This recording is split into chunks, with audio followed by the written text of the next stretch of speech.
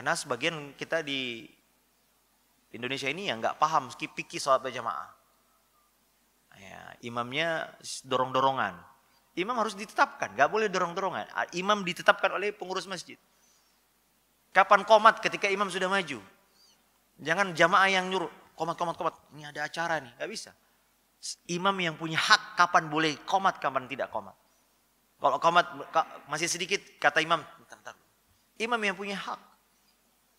Ya. Kemudian Nabi SAW menyuruh kita di masjid khusyuk. Jangan ada, kata Nabi, jangan ganggu saudaramu dengan bacaan Quran. Sebagian kita, akhi, antara azan qomat, muazzinnya malah baca sholawat. Kita mau sholat sunat terus gimana? Jadi saya memahami ada sebagian orang nggak nyaman itu. Karena pelaksanaan sholat berjamaah belum sesuai dengan syariat Islam. Belum lagi kadang-kadang 1 jam sebelum azan, mikrofon udah ngaji, Pak. Ya, jam 4 subuh udah ngaji tuh. Gimana orang mau sholat tahajud di rumah? Ya, kemudian habis subuh ngaji lagi, Pak, mikrofon. Yang boleh keluar dari masjid apa saja sih, Pak? Kata ulama hanya azan dan qomat. Qomat pun diperselisihkan. Azan saja yang boleh keluar. Qomat, sebagian ulama berbeda pendapat. Ini qomat untuk siapa? Untuk yang di luar masjid atau yang di dalam masjid? Dalam masjid. Karena mereka yang berkepentingan ini udah mau qomat. Ada pun di luar masjid udah percuma. Ya kan? Tapi di Indonesia 1 jam sebelumnya. Sesudah sholat, mikrofon juga. Banyak orang merasa terganggu. Maka saya paham banyak orang lebih nyaman sholat di rumah. Kenapa? Karena pelaksanaan sholat berjamaah belum sesuai dengan. Saya pernah ketemu Pak supir Grab, supir online. Orang non muslim. Dia bilang, Pak Ustadz, mungkin karena saya dijemput di masjid. Menurut kami Islam ini agama berisik, Pak. Itu siang malam. Itu ya mulai dari pengajian ibu-ibu. Sampai kapan kita istirahat katanya. Apa harus selalu teriak-teriak katanya. Islam yang seperti ini yang mereka pahami, Pak. Padahal Nabi SAW di masjid gak boleh suaramu jangan. Kenapa? Ada saudaramu yang sedang berdoa dan sholat. Tapi kita, akhi, Masya Allah, masjid ini ya, gak bisa kita khusyuk. Bertetangga dengan masjid, banyak orang menghindari. Kenapa? Berisik, Ustaz. Saya ketemu ada seorang pilot. Ustaz, saya pindah nih. Saya punya bayi, tapi jam 4 udah corong masjid itu keras banget. Habis maghrib sampai isya corong. 20 menit, 30 menit sebelum azan udah ngaji, keras banget. Kita kalau ada tamu gak bisa ngapa-ngapain. Istrinya komplain ke pengurus masjid, Pak, tolong dikecilin, Pak. Bapak, ibu ini Islam atau setan katanya. Suara ngaji kok gini. Ya gimana, orang mendengar Quran kan ada saatnya. Tidak setiap orang harus diperdengarkan Quran. Maka berusahalah kita melaksanakan sholat berjamaah dengan baik, Pak. Saya di masjid dekat rumah saya pernah dijemput oleh salah satu supir yang ya belum ngaji gitu. Tapi dia bilang, Ustaz, saya setiap sholat di masjid Ustaz dekat rumah itu kayaknya lebih tenang. Lebih khusyuk. Kenapa? Orang habis sholat, habis azan tenang. Semuanya sibuk berdoa masing-masing. Gak ada yang ngobrol.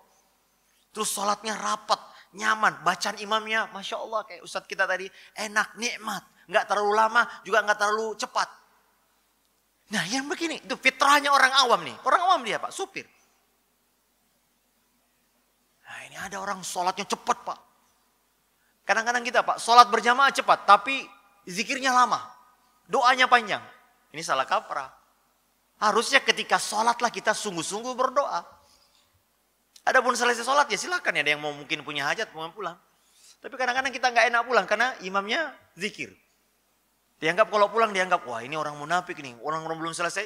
Padahal kita mengikuti imam hanya selesai setelah salam saja. Pas setelah itu silakan. Walaupun yang afdal kita bertiga, tapi kalau ada hajat, ada tamu, ada apa, silakan tinggalkan. Makanya Pak, orang Indonesia ini paling susah kalau suruh berdoa sendiri. Karena kebiasaan di Indonesia dipimpin berdoanya. Saya kalau bawa jamaah haji, jamaah umrah, Pak berdoa masing-masing. Aduh Ustaz, apa nih doanya? Kenapa kebiasaan kita dituntun doa? Padahal doa itu ibadah sendiri, Pak. Memang dalam Islam kadang-kadang ada doa yang, saya sholat Jumat, tapi itu pun mengaminkan sendiri-sendiri. Gak usah ngangkat tangan. Sholat istisqa, khutbah, ya boleh kita berdoa. Imamnya berdoa kita aminkan dalam hati. Atau imam sedikit diri. Tapi selebihnya doa masing-masing. Apa yang terjadi Pak? Kita ini kadang-kadang kalau suruh berdoa ketika wukuf di Arafah, ya coba lihat Pak, Bapak yang pernah haji. Kalau di kemah Indonesia, itu kalau wukuf Pak, perang speaker. Wah, ustadznya yang baca doa, jamaahnya tidur.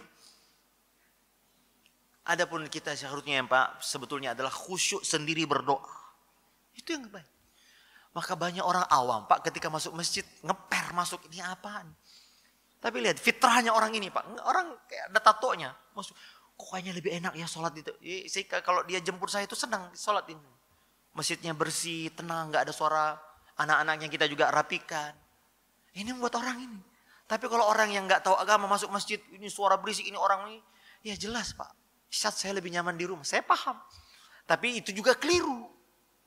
Berusahalah sholat berjamaah, karena sholat jamaah pendapat yang kuat wajib hukumnya. Ada yang mengatakan sunnah muakkad, tapi pendapat yang kuat menurut kami adalah wajib hukumnya. Berdosa Anda kalau sholat di rumah nggak ada uzur. Nah, namun jadi satu sisi saya paham Pak, banyak orang nggak lebih nyaman. Tapi satu sisi juga banyak pelaksanaan sholat berjamaah yang tidak sesuai dengan. Antara azan qomat cepat Pak. Dia azan, dia manggil kita, dia yang ninggalin kita Pak. Ya kan? Oh iya Allah sholat kan dimanggil itu. Kita datang ya udah Al-Fatihah. Ya beri, kata Nabi, beri kesempatan orang mandi. Alhamdulillah di masjid kita ini berapa menit Ustadz? Antara azan qomat untuk subuh. 20 menit, Masya Allah Pak.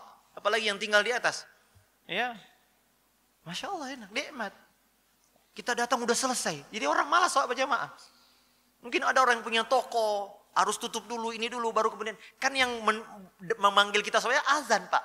Itu kan suara panggil.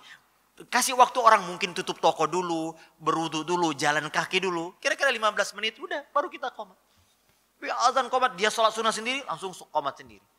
Ya pantas Pak. Maka DKM ini perlu dibimbing Pak, agar pelaksanaan sholat, pelaksanaan ta'lim, suara yang keluar masjid Pak, ini sudah seharusnya diatur Pak. Dan ini harus pemerintah memang. Kalau di masing-masing, aduh. Ya, kapan orang istirahat? Yang boleh keluar adalah azan saja Pak. Adapun suara khutbah, suara ceramah, ngapain keluar? Suara murattal, ngapain keluar? Murattal pun untuk siapa ya? Untuk yang ngaji aja. Itu pun kalau di masjid suara kedengaran telinga Pak. Karena ada orang yang lain juga sedang berdoa. Ini jamaah.